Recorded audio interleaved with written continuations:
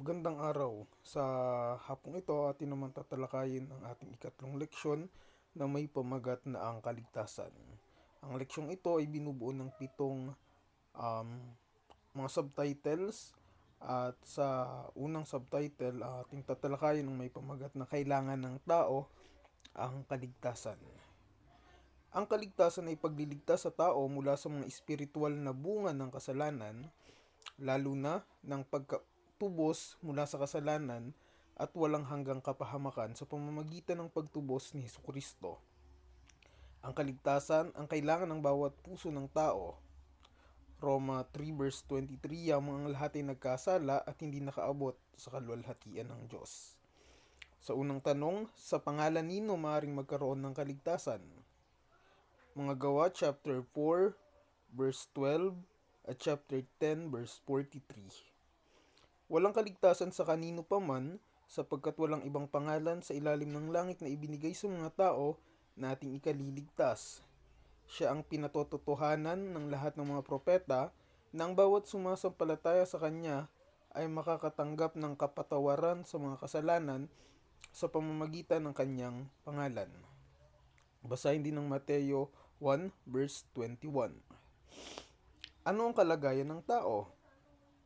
Siya ay pinanganak sa pagkakasala. Basahin ng awit 51 verse 5, chapter 58 verse 3 at Isaiah 48 verse 8. Dumilim ang kanyang pag-iisip. Basahin ng Efeso 4 verse 18. Ang puso niya ay puno ng kasamaan. Basahin ng Jeremiah 17 verse 9. Siya ay patay sa espiritu. Basahin ng ang Efeso 2 verse 1. Ikatlong taon, maaari bang mabago ng tao ang kanyang sarili? Ang kalagayan niya. Jeremiah 13 verse 23. Mababago ba ng taga-Ethiopia ang kanyang balat o ng leopardo ang kanyang mga batik? Kung gayon ay makakagawa rin kayo ng mabuti, kayong mga sanay gumawa ng masama. Ika-4 na tanong, anong kailangan ng tao sa kanyang paghahanap ng kaligtasan?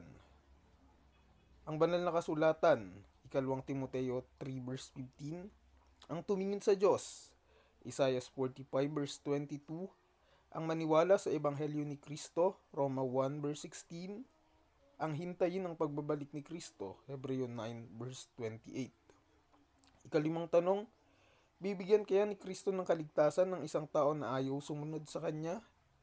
Hebreo 5 verse 9. At nang maging sakdal, siya ang naging pinagmulan ng walang hanggang kaligtasan ng lahat ng mga sumusunod sa Kanya.